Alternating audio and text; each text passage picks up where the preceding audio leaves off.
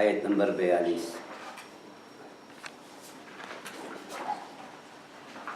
اعوذ باللہ من الشیطان الرجیم، بسم اللہ الرحمن الرحیم، ولا تلبسوا الحق بالباطل وتكتموا الحق وأنتم تعلمون۔ اور تم حق کو باطل سے نہ ملاؤ اور نہ تم حق کو چھپاؤ، اس حال میں کہ تم جانتے ہو۔ آپ کے سامنے بنی اسرائیل پر بات پیش کی جا رہی ہے، اور اس سے پہلے اللہ تبارک و تعالیٰ نے انہیں رسول اللہ صلی اللہ علیہ وآلہ وسلم پر ایمان کی دعوت دی، اسلام قبول کرنے کے لیے کہا، اور پھر ان کی دو برائیوں کا ذکر کیا اور انہیں ان سے منع کیا کہ یہ اختیار نہ کرو۔ ایک یہ کہ تم سب سے پہلے کافر نہ بن جاؤ اسے جھٹلا کر، اور دوسری یہ کہ تم میری آیتوں کو تھوڑی قیمت کے بدلے نہ بیچو۔ آج جو آیت پیش کی گئی ہے اس میں بھی بنی اسرائیل کی دو برائیاں ہیں، دو مذمتیں۔ فرمایا اللہ تبارک و تعالیٰ نے وَلَا تَلْبِسُوا الْحَقَّ بِالْبَاطِلِ، اور تم حق کو باطل سے نہ ملاؤ، یہ پہلی برائی ہے جو ان کے اندر موجود تھی، بنی اسرائیل کے اندر۔ وَلَا تَلْبِسُوا لبس سے ہے، اس کے معنی خلط کے ہیں، ملانا۔ اب کچھ لوگوں نے یہ کہا ہے کہ لبس مصدر ہے تو ملانا ہے، لبس اور لباس مصدر ہے تو پہننا ہے، اور کچھ لوگوں نے کہا کہ نہیں، لباس کے معنی میں بھی یہ ہے، اس لیے کہ لباس بھی چھپاتا ہے جسم کو، لباس بھی جسم کو چھپاتا ہے، تو کوئی فرق نہیں ہے۔ وَلَا تَلْبِسُوا الْحَقَّ بِالْبَاطِلِ، اور تم حق کو باطل سے نہ ملاؤ۔ یہ بہت بڑا جرم ہے، اور بہت بڑا جرم ہے جبھی اللہ تبارک و تعالیٰ نے یہاں پہلے ذکر کیا، اور اس سے کم جرم ہے اس کا تذکرہ بعد میں کیا۔ وہ اللہ تبارک و تعالیٰ نے یہ فرمایا کہ حق کو واضح کرو اور باطل سے اسے نہ ملاؤ، تاکہ لوگوں کو ہدایت ملے، گمراہ راہ پہ آ جائیں، اور اگر حق کو باطل سے ملایا جائے گا تو لوگ گمراہ ہوں گے، ایمان قبول نہیں کریں گے۔ یہاں کیا مراد ہے؟ تو مختلف باتیں لوگوں نے پیش کی ہیں۔ پہلی بات یہ ہے کہ مدینہ منورہ کے یہود وہ ایک حق بات کہتے تھے اور اسی کے ساتھ دوسری باطل بات ملا دیتے تھے تاکہ لوگ ایمان نہ لائیں۔ پہلی بات جو حق تھی وہ کہتے ہیں کہ محمد صلی اللہ علیہ وآلہ وسلم یہ نبی ہیں، اللہ تبارک و تعالیٰ کی طرف سے بھیجے گئے ہیں۔ اور دوسری بات وہ جو باطل کہتی حق ہے، نبی ہے صلی اللہ علیہ وسلم، دوسری بات جو باطل کہتے ہیں وہ یہ کہ وہ ہمارے طرف نہیں بھیجے گئے، وہ ہمارے علاوہ کی طرف بھیجے گئے، ہمارے نبی نہیں ہیں، نبی ہیں لیکن ہمارے نبی نہیں ہیں، دوسروں کی نبی، یہ باطل ہے۔ تو اس طرح حق کے ساتھ باطل کو ملا دیتے۔ جبکہ ان کی کتابوں میں لکھا ہوا ہے کہ رسول اللہ صلی اللہ علیہ وسلم، محمد صلی اللہ علیہ وسلم تمام انسانوں کے اور جنوں کے رسول بنا کر بھیجے جائیں گے، تمام انسانوں کے رسول اور نبی ہوں گے۔ تو یہ نبی ہوں گے، یہ حق بات بتاتے، اور ہماری طرف نہیں بھیجے گئے ہیں یہ باطل ملا دیتے۔ اس لیے یہود ایمان نہ لائے، اور یہ علماء سے خطاب ہے، تو علماء سے خطاب ہے، جس سے پہلے بات بتائی گئی بنی اسرائیل کے علماء۔ دوسری بات یہ بتائی گئی ہے کہ یہودیت اور نصرانیت کو اسلام سے نہ ملاؤ، یہودیت اور نصرانیت کو اسلام سے نہ ملاؤ۔ یہودیت اور نصرانیت یہ نئی چیز ہے، اللہ تبارک و تعالیٰ کی طرف سے نہیں ہے، یہ خود ان کی منفرد ہے۔ اسلام ہے جو دین ہے تمام انبیاء علیہ السلام کا، وہی بنی اسرائیل کا بھی دین وہی اسلام ہے۔ تو تم یہودیت اور نصرانیت جو باطل ہے، اسلام جو حق ہے، اس کے ساتھ نہ ملا دو۔ تیسری بات یہ پیش کی ہے کہ تم جو اپنے ہاتھ سے لکھتے ہو یہ باطل ہے، اور جو توریت نازل کیا اللہ تعالیٰ نے موسیٰ علیہ السلام تو حق ہے۔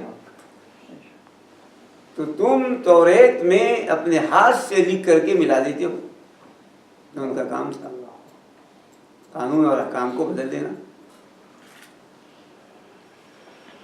چوتھی بات بھی یہ پیش کی گئی ہے کہ یہ منافق جو زبان سے اظہار کرتے محمد صلی اللہ علیہ وسلم اللہ کے رسول ہیں اور یہ حق ہے، اور دل میں جو چھپاتے کہ نہیں ہے کفر، یہ باطل ہے، تو حق اور باطل کو یہ ملا دیتے۔ تو تم حق اور باطل کو نہ ملاؤ، حق کو باطل کے ساتھ نہ ملاؤ۔ ابن عباس رضی اللہ تعالیٰ عنہ نے یہ فرمایا کہ وَلَا تَلْبِسُوا الصِّدْقَ بِالْبَاطِلِ، تم سچ کو باطل کے ساتھ نہ ملاؤ، بلکہ اللہ کے بندوں کو صحیح صحیح بات جو توریت میں ہے پہنچا دو، تاکہ لوگ محمد صلی اللہ علیہ وآلہ وسلم پر ایمان لائیں۔ پہلی بات، پہلا معنی وَلَا تَلْبِسُوا الْحَقَّ بِالْبَاطِلِ، حق کو باطل سے نہ ملاؤ۔ اس میں یہ ہے کہ حق سامنے ہے اور باطل بھی موجود ہے، دونوں کو ملا دیا تو حق کو پہچانا جاتا ہے، یہ حق ہے، اور باطل کو پہچانا جاتا ہے، یہ باطل ہے۔ دوسری بات جس سے زمخشری رحمۃ اللہ علیہ نے، بیضاوی رحمۃ اللہ علیہ نے اپنی اپنی تفسیروں میں لکھا ہے، وہ یہ ہے کہ ایسا ملا دیتے کہ حق باطل نظر آتا، یعنی حق اور باطل میں تمییز کرنا محال ہوتا، کون حق ہے کون باطل نہیں پہچانا جاتا۔ یہ ہے دوسری بات جو پیش کی گئی۔ پہلی ہے کہ حق ہے جانا جا رہا ہے، باطل پہچانا جا رہا ہے، ان دونوں کو ملا دیا، بات غلط ہو گئی۔ محمد صلی اللہ علیہ وسلم نبی ہیں، تمام انسانوں کے ہیں، وہ کہتے کہ ہمارے نہیں ہیں۔ اور دوسری بات جو ان لوگوں نے پیش کی ہے وہ یہ کہ حق کو باطل سے ایسا ملا دیتے کہ حق اس میں مل جاتا اور حق کو پہچاننا مشکل و محال ہوتا، اور حق کی تمییز کرنا مشکل ہوتا۔ یہ ہے وَلَا تَلْبِسُوا الْحَقَّ بِالْبَاطِلِ، اور تم حق کو باطل سے نہ ملاؤ۔ اب یہاں پر علماء کرام نے یہ لکھا ہے کہ بہت سی مثالیں ہیں حق کو باطل سے ملانے کی، اور جس سے کہ اللہ تبارک و تعالیٰ نے روکا ہے۔ مثال کے طور پر بخاری مسلم کی حدیث ہے، رسول اکرم صلی اللہ علیہ وآلہ وسلم نے اپنی امت کو مخاطب کرتے ہوئے کہا کہ تم ایسی جرأت نہ کرو کہ اللہ کے حرام کو حلال کر دو، جیسا کہ یہود نے کیا۔ حق چیز باطل کو حق بنانے کی کوشش کی، اور اسی لیے دوسری حدیث میں رسول اللہ صلی اللہ علیہ وآلہ وسلم نے واضح فرمایا آپ صلی اللہ علیہ وآلہ وسلم نے کہ اللہ تعالیٰ نے چربی کو یہودیوں پر حرام کیا تھا، فَجَمَّلُوهَا، چربی کھانا حرام، تو انہوں نے اس کو پگھلا دیا آگ میں، اور پگھلانے کے بعد اس کو بیچا، بیچنے کے بعد اس کی قیمت کھائی۔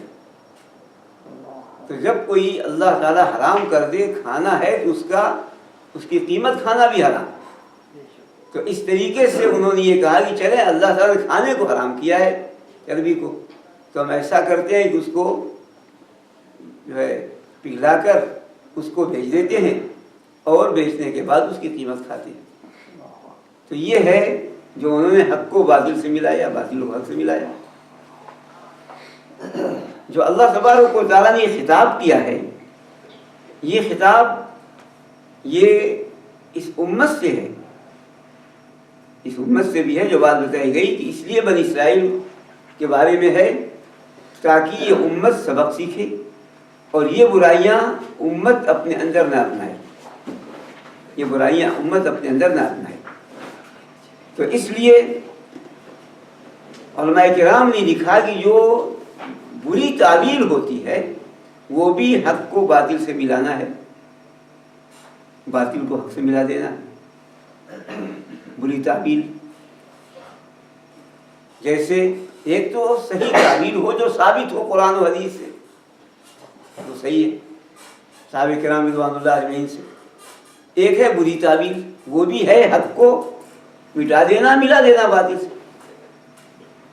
مثال کے طور پر اللہ تبارک و تعالیٰ نے فرمایا فَانكِحُوا مَا طَابَ لَكُم مِّنَ النِّسَاءِ مَثْنَىٰ وَثُلَاثَ وَرُبَاعَ، تم دو عورتوں سے شادی کرو، 3 سے کرو، 4 سے کرو۔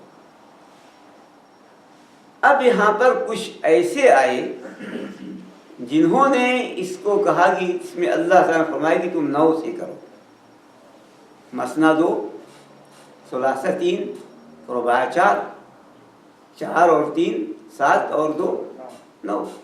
تو انہوں نے یہ کہا کہ اللہ تعالیٰ نے فرمایا کہ 9 سے تم شادیاں کرو، جبکہ آخر 4 ہیں، اور پھر فرمایا آگے کہ اگر انصاف نہ کر سکو تو 1 سے کرو، اگر انصاف نہ کر سکو تو 1 سے کرو، بھائی لم تعدلوا فواحدہ، اگر انصاف نہ کر سکو تو 1 سے کرو۔ تو یہ اب غلط تعبیر ہے، یہ حق کو ختم کر دینا ہے، حق کو باطل ملا۔ قرآن کی آیت پر حق ہے، اب اس میں باطل ملا دیا۔ اسی طریقے سے عام طور پر آج سود خور جو اس کی دعوت دیتے ہیں کہ یہ سود نہیں ہے بینکوں کا، اور سود تھوڑا کھانے میں کوئی حرج نہیں ہے، اللہ تعالیٰ نے زیادہ کھانے سے منع کیا۔ اب وہ استدلال کرتے ہیں جو اللہ تبارک و تعالیٰ نے فرمایا کہ وَلَا تَأْكُلُوا الرِّبَا أَضْعَافًا مُضَاعَفًا، تم گناہ در گناہ سود مت کھاؤ۔ تو کہتے ہیں کہ جی اللہ تعالیٰ نے کئی گناہ کھانے سے منع کیا، ایک گناہ کھانے کو حرج نہیں ہے، یہ کہتے ہیں۔ جبکہ وہاں زمانے جاہلیت کا ایک نقشہ کھینچا ہے اللہ تبارک و تعالیٰ نے کہ سود پہ سود چڑھتا جاتا تھا، اور ان کی جو اصل قرض ہوتا اس سے کئی گنا سود چڑھ جاتا تھا۔ تو اس زمانے کا ایک نقشہ کھینچا ہے، ورنہ سود وہ تھوڑا بھی حرام ہے۔ اور رسول اکرم صلی اللہ علیہ وآلہ وسلم نے 1 درہم تک فرمایا، سخت بات بتائی، کسی میں 36 زنا کے برابر ہے، اور کسی میں جو ہے اس کے 70 شعبے ہیں، اور ادنا اپنی ماں سے زنا کے برابر ہے۔ تو یہ تعویل کرنا، حق کو مٹا دینا، یہ حق میں باطل ملا دینا ہے۔ اللہ تعالیٰ نے فرمایا وہ صحیح ہے کہ تم اضافہ مضافہ مت کھاؤ، لیکن اب اس کو یہ کہہ دینا کہ جی تھوڑا کھانا جائز ہے، یہ ہے تعویل جو غلط اور باطل ہے، اور یہ ہے حق کو باطل سے ملا دینا۔ اس لیے اللہ نے فرمایا وَلَا تَلْبِسُوا الْحَقَّ بِالْبَاطِلِ، اسی طریقے سے بہت سے لوگ قرآن کریم کی آیتیں ہیں، احادیث ہیں، ان کو اپنے متعین مقصد کے لیے استعمال کرتے ہیں.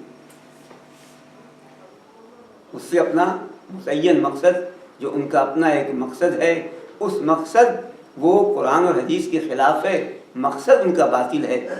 لیکن جو قرآن پیش کرتے ہیں وہ حق ہے. تو قرآن اور حدیث کو دلیل بنا کر باطل اس سے استدلال کرتے ہیں. اہل بدع ہیں، بدعت والے تو سے تمام. اب اس سے ثابت ہوا، آپ اگر پڑھیں قرآن کی قاعدہ، اس سے ثابت ہوا کہ تیجا منانا جائز ہے. آپ دیکھ لیں، حق کو باطل سے ملا دیا. اب اس آیت سے ثابت ہوا کہ آپ صلی اللہ علیہ وسلم نور سے، اس طرح کی باتیں. اور اس طرح جو بھی نہیں، ہر شخص قرآن اور حدیث سے استدلال کرتا ہے. جتنے بھی لوگ ہیں، جو بھی باطل سے باطل پھرتے بھی، وہ قرآن حدیث سے استدلال کرتے ہیں. یہ حق کو باطل سے ملانا ہے، حق کو باطل سے ملانا ہے. اور اسی لیے امام اوزاعی رحمۃ اللہ علیہ سے پوچھا گیا کہ ایک صاحب ہیں، وہ کہتے ہیں کہ میں جی اہل حق کے ساتھ بھی بیٹھتا ہوں، اہل سنت کے ساتھ بھی بیٹھتا ہوں، اور اہل بدعت کے ساتھ بھی بیٹھتا ہوں. تو اوزاعی رحمۃ اللہ علیہ نے کہا کہ وہ اہل بدعت ہے. یہ وہی ہیں جنہوں نے حق کو باطل سے ملایا ہے. ایک کے ساتھ بیٹھا، نہیں میں تو سب کے ساتھ رہتا ہوں. کہ یہ وہ لوگ ہیں جنہوں نے حق کو باطل سے ملایا. یہی عید پیش کیا اوزاعی رحمۃ اللہ، یہی استدلال کیا ہے. اس لیے مغربی افکار کو اسلامی افکار ہیں، اور اسلامی افکار کے اندر مغربی افکار کو لا دینا، یہ حق کو باطل سے ملانا ہے. اور عام طور پر آج جو نئے تعلیم یافتہ ہیں وہ یہ کرتے ہیں، حق کو باطل سے ملا دیں. اسلامی افکار نمایاں ہے، روشن ہے، اور جانا جاتا ہے یہ چیز ہے. اور ایک ہے مغربی افکار، ان کا فکر ہے، ان کا نظریہ ہے، اور اس کو جو ہے ملا دیتے ہیں اور کہہ دیں جی یہ ایک نئی چیز وجود میں آئی. تو اس لیے اللہ تبارک و تعالیٰ نے یہاں پہ فرمایا کہ وَلَا تَلْبِسُوا الْحَقَّ بِالْبَاطِلِ، اور تم حق کو باطل سے نہ ملاؤ، حق کو باطل سے نہ ملاؤ. تو باطل ملانا دو بات بتائی گئی، ایک تمیز کرنا، دوسری بات بالکل تمیز کرنا مشکل ہو. اور اسی طرح بڑے بڑے لمبے نعرے ہوتے ہیں، اور مسلمان ان نعروں سے دھوکہ کھاتے ہیں، اور ان نعروں کے نیچے اس کے مخالف چیزیں ہوتی ہیں. حقوق کا نعرہ لگایا جاتا ہے، حقوق پر عمل کیے جاتے ہیں. حقوق کی حفاظت کا نعرہ ہوتا ہے، حقوق پر عمل کیے جاتے ہیں. جان کی حفاظت کا نعرہ لگایا جاتا ہے، جانیں بہائی جاتی ہیں.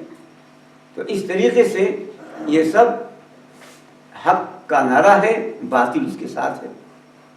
تو اس لیے یہ تمام چیزیں علماء کرام نے اس میں شامل کی ہیں، اور فرمایا ہے کہ یہ ہے جو حق کو باطل سے ملانا ہوا. وَلَا تَلْبِسُوا الْحَقَّ بِالْبَاطِلِ، اور تم حق کو باطل سے نہ ملاؤ. یہاں پر چند مثالیں دی ہیں علماء کرام نے، اور انہوں نے یہ کہا ہے کہ یہ سب ہے حق کو باطل سے ملانا. حق کو باطل سے ملانا. پہلی بات وہ یہ ہے کہ بدعات و خرافات پر نہ ٹوکنا، امت کی وحدت کو بطور دلیل پیش کرنا. جب بدعات و خرافات ہوں بتا دینا جی بدعت ہے، یہ خرافات، یہ غلط چیز ہے، یہ ثابت نہیں ہے ہمارے حساب سے. لیکن یہ دلیل دینا کہ اللہ تبارک و تعالیٰ نے، رسول اللہ صلی اللہ علیہ وسلم نے امت کے اتحاد کی دعوت دی ہے، تو امت کی اتحاد یہ حق ہے. تو اس لیے امت کی وحدت قائم رہے، باقی رہے، اس لیے یہ ہم بدعات و خرافات پر نہیں ٹوکتے. تو یہ حق کو باطل سے ملانا ہوا. حق کو باطل سے ملانا یہ مثال کے طور پر پیش کیا.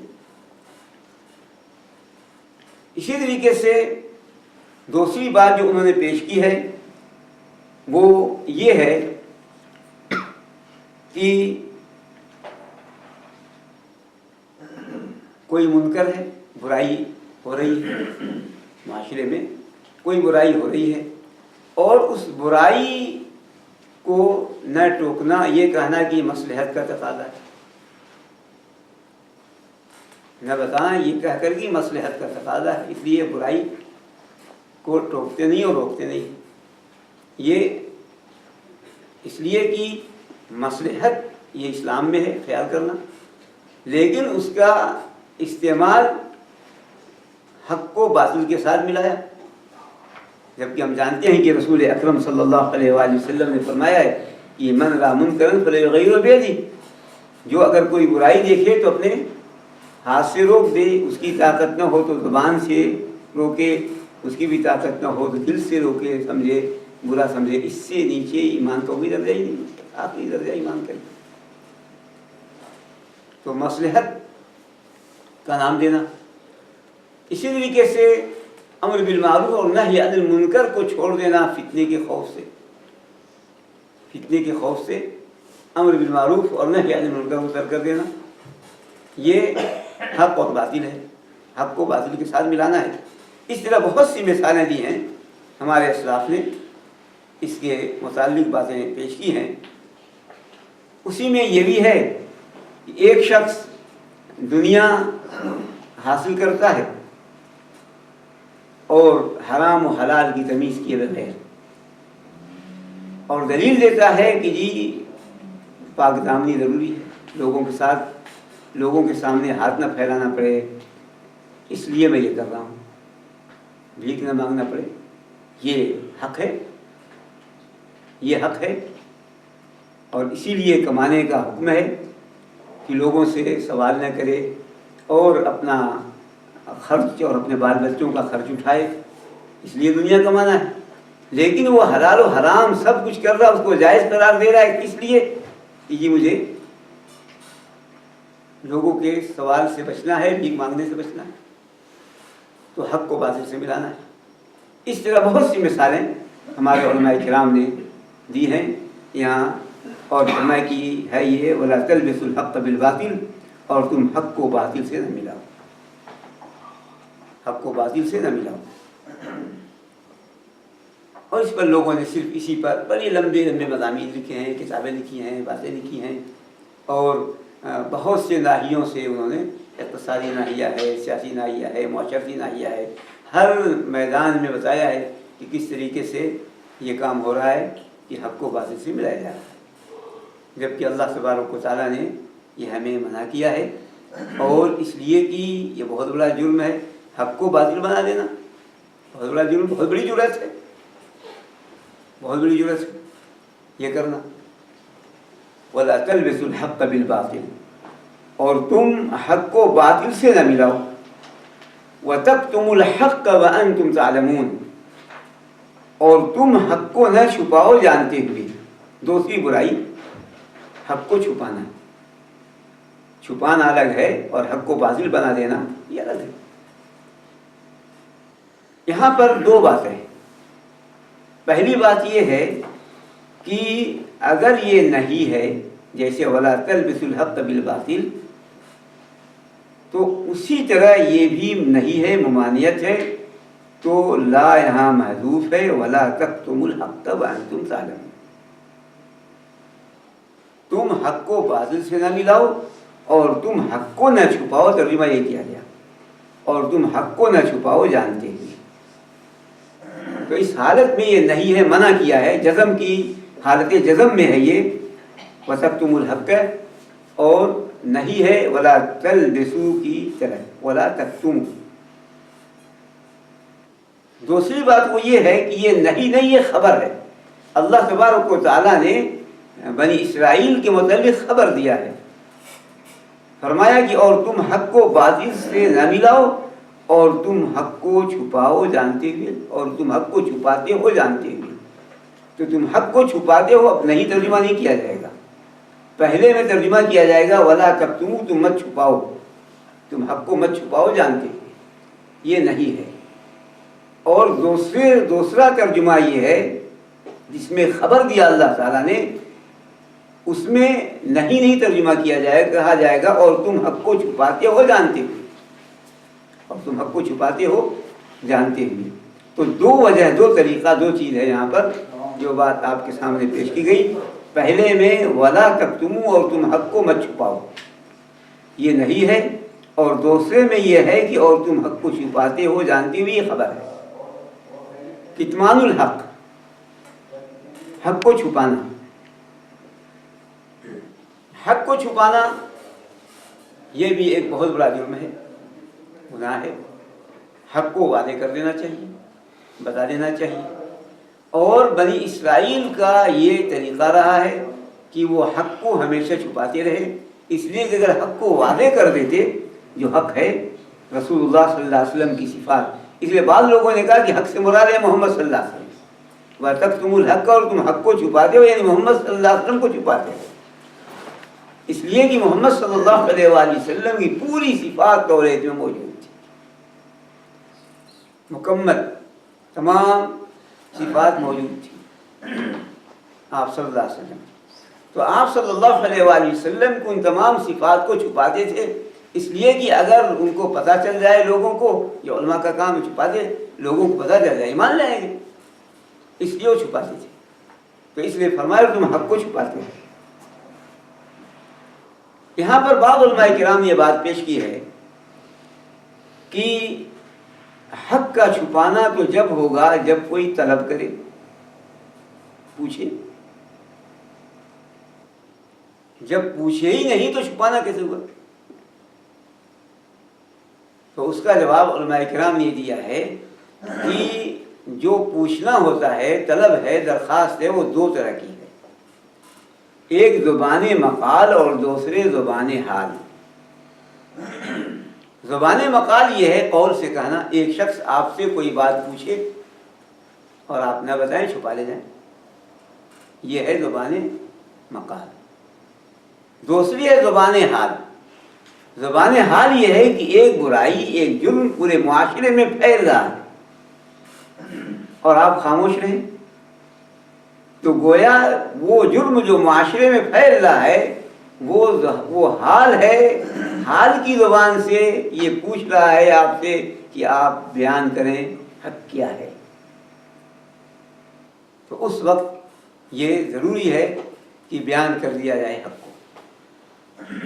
تو ہر صورت میں حق کو بیان کرنا، چھپانا نہیں۔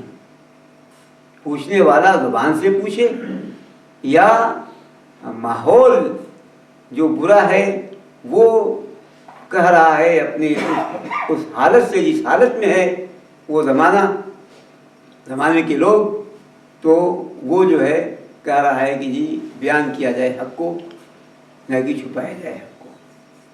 ہاں یہ بات کچھ علماء کرام نے لکھا ہے کہ ہاں چند جگہوں پر حق کو چھپانا صحیح ہے، حق کو چھپانا صحیح ہے۔ پہلی بات یہ ہے کہ ایک شخص نے آپ سے پوچھا، وہ چھپانا ہوا ہی نہیں، آپ جانتی نہیں، آپ سے کوئی بات پوچھی تو آپ نے کہا مجھے نہیں پتا، آپ کو نہیں معلوم ہے، تو چھپانا نہیں ہوا، وہ سمجھے گا چھپایا اس نے۔ آپ کہتے مجھ کو پتا نہیں، جو بات بتائے گی لا ادری ولا علم، آدھا علم ہے، یہ کہہ دے مجھے پتا نہیں ہے، مجھے علم نہیں ہے، اگر علم نہیں ہے تو کہہ دے مجھے علم نہیں ہے، یہ چھپانا نہیں ہوا۔ جب اس کو پتہ ہی نہیں بتائے گا کیسے؟ دوسری بات یہ ہے کہ ایک شخص جانتا ہے کہ یہ ایسی چیز ہے کہ اگر اس کو بتا دوں گا تو فتنہ پھیلے گا، وہ سمجھے گا نہیں، اس کے عقل کے اوپر سے گزر جائے گی، سر کے اوپر سے بات گزر جائے گی، تو اس کو نہیں بتانا چاہیے، ہو سکتا ہے وہ غلط سمجھ لے۔ اور اسی لیے رسول اکرم صلی اللہ علیہ وآلہ وسلم نے ارشاد فرمایا، حدیث رسول اکرم صلی اللہ علیہ وآلہ وسلم، راوی علی بن ابی طالب رضی اللہ تعالیٰ عنہ، کہ تم لوگوں کو وہ بات بتاؤ جو پہچانے جانے۔ کیا تم چاہتے ہو کہ اللہ اور اس کے رسول صلی اللہ علیہ وسلم کو جھٹلا دیا جائے؟ اگر اس کی دماغ میں نہ بات اتری اور سمجھ میں نہ آئی تو کہہ دی کہ یہ جھوٹا ہے۔ آپ نے کہا اللہ کی بات، اس نے کہا اللہ کو جھٹلا دیا، اس نے کہا نہیں آپ جھوٹے ہیں، اس نے رسول اکرم صلی اللہ علیہ وسلم دی۔ اس لیے ابن مسعود رضی اللہ تعالی عنہ کا یہ مقولہ بھی مشہور ہے کہ تم لوگوں سے بات کرو ان کے اعتبار سے، کہ کہیں فتنہ نہ ہو جائے، کہیں فتنہ ہی نہ اٹھ جائے۔ اور اسی لیے مسئلہ بھی مشہور ہے کہ لوگوں کے عقل و فہم کے اعتبار سے گفتگو کریں۔ تو اس لیے ایسی جگہ جہاں معلوم ہو کہ اگر اس کو بات یہ بتائی جائے گی تو یہ بات نہیں سمجھے گا بلکہ الٹے جھٹلا سکتا ہے، تو وہاں اس حق بات کو چھپا لیا جائے۔ اسی طریقے سے بات نہ بتائی جائے، حق کو واضح نہ کیا جائے جب کوئی آپ کا امتحان لینے کے لیے سوال کرے، جی دیکھیں کتنی قابلیت ہے فلاں صاحب کے اندر، اور آپ کو معلوم ہے کہ یہ سوال کر رہا ہے امتحان لینے کے، اس کو جواب نہ دیا جائے۔ یا یہ کہ وہ ایک ذمہ دار شخص ہے، اس سے معلوم کرنا چاہتا ہے شخص دھوکہ دے کر کہ یہ بات کوئی کرے جو فلاں کی بات کے خلاف ہو، کہیں فلاں صاحب بتوائیے، فلاں صاحب بتوائیے لڑانے کے، تو پھر وہ اس جگہ خاموش رہے، نہ بتائے۔ اس طرح کی اور بھی جگہیں ہیں جو لکھا ہے کہ وہاں پر کتمان حق جائز ہے، یہ مصلحتاً، ورنہ کتمان حق یہ حرام ہے اور جرم ہے۔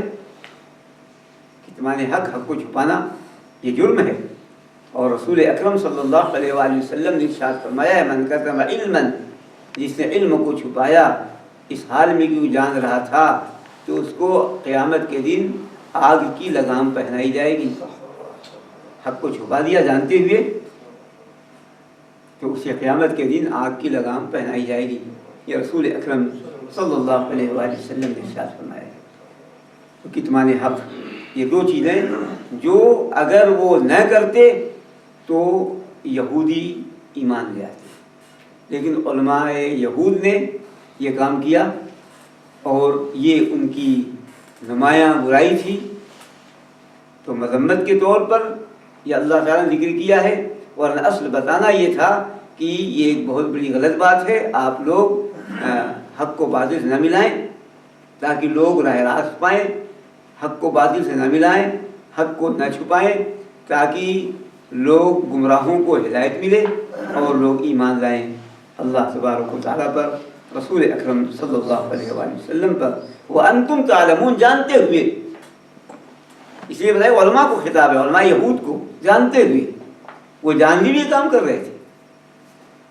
معلوم یہ کفر عناد ہے، کفر جہل نہیں ہے،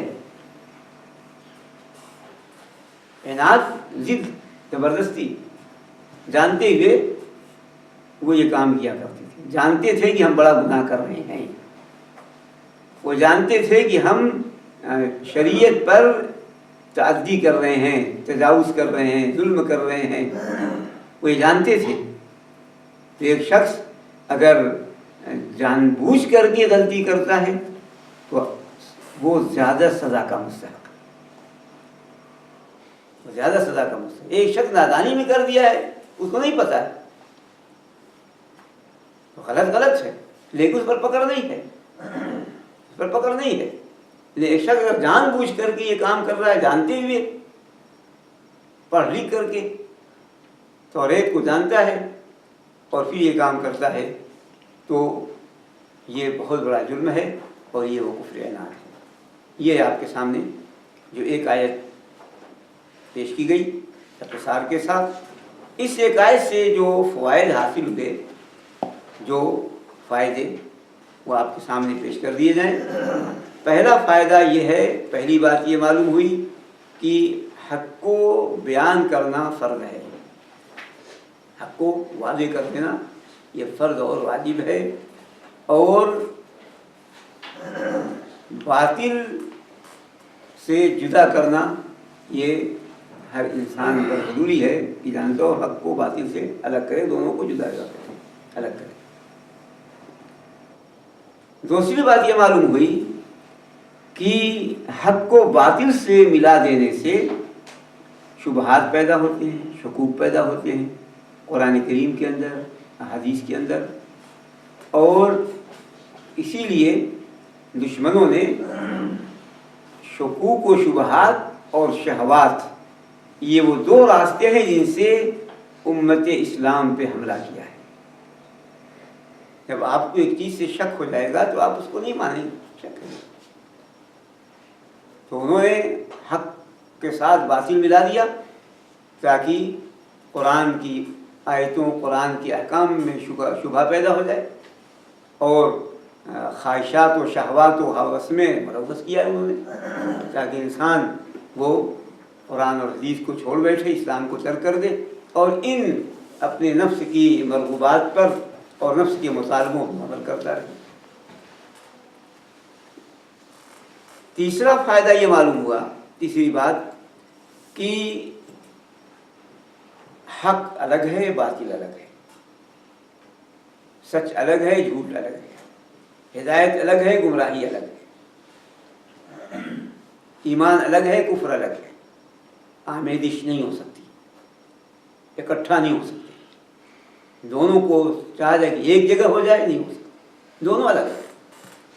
اور یہ اللہ تبارک و تعالیٰ نے اپنی کتاب میں تفصیل سے یہ باتیں بتائی ہیں کہ دونوں الگ الگ ہیں۔ فرمایا اللہ تبارک و تعالیٰ نے اپنی کتاب میں فرمایا سورہ حج میں کہ بِأَنَّ اللَّهُ هُوَ الْحَقُّ وَأَنَّ مَا يَدْعُونَ مِن دُونِهِ هُوَ الْبَاطِلُ، اللہ ہی حق ہے، اور اللہ کے علاوہ وہ جن کو بھی پکارتے ہیں، جن کی بھی عبادت کرتے ہیں، سب باطل ہیں، حق الگ، باطل الگ۔ فرمایا اللہ تبارک و تعالیٰ نے سورہ سبا میں وَإِنَّا وَإِيَّاكُمْ عَلَىٰ هُدًى أَوْ فِي ضَلَالٍ مُّبِينٍ، ہم اور تم البتہ یا تو ہدایت پہ ہوں گے یا گمراہی پہ ہوں گے۔ جو مسلمانوں آپ صلی اللہ علیہ وسلم اور کافروں کے درمیان جو تھا، دونوں میں سے کوئی ہدایت پہ ہوگا اور کوئی گمراہ ہوگا، دونوں ایک کو نہیں ہوگی۔ اس لیے فرمایا اللہ تبارک و تعالیٰ نے تو ہدایت اور گمراہی دونوں اکٹھا نہیں ہوتے۔ اسی طریقے سے اللہ تبارک و تعالیٰ نے فرمایا کہ فَمَاذَا بَعْدَ الْحَقِّ إِلَّا الضَّلَالُ، حق کے بعد جو ہے وہ گمراہی۔ فَمَنْ شَاءَ فَلْيُؤْمِنْ وَمَنْ شَاءَ فَلْيَكْفُرْ، دونوں الگ، جو چاہے ایمان لائے، جو چاہے کفر کرے، ایمان اور کفر دونوں الگ الگ ہیں۔ تو سنت اور بدعت اکٹھا نہیں ہو سکتی، ہدایت اور گمراہی اکٹھا نہیں ہو سکتی، جو ابھی آپ کے سامنے بات پیش کی گئی۔ چوتھی بات یہ معلوم ہوئی کہ حق کا چھپانا حرام ہے، حق کا چھپانا حرام ہے۔ پانچویں بات یہ معلوم ہوئی کہ اللہ تبارک و تعالیٰ بہت ہی حلیم ہے، بردبار، اس لیے کہ بنی اسرائیل نے ایک جرم نہیں کیے، جرائم پہ جرائم کرتے گئے، اور اللہ تعالیٰ نے انہیں توبہ کی دعوت دیتا رہا، فوراً نہیں پکڑ لیا اللہ تبارک، فوراً ان سے جو قیادت تھی نہیں چھین لیا اللہ تبارک، بہت ہی بردبار ہے اللہ تبارک، برداشت کرتا ہے، فوراً نہیں پکڑ لیتا۔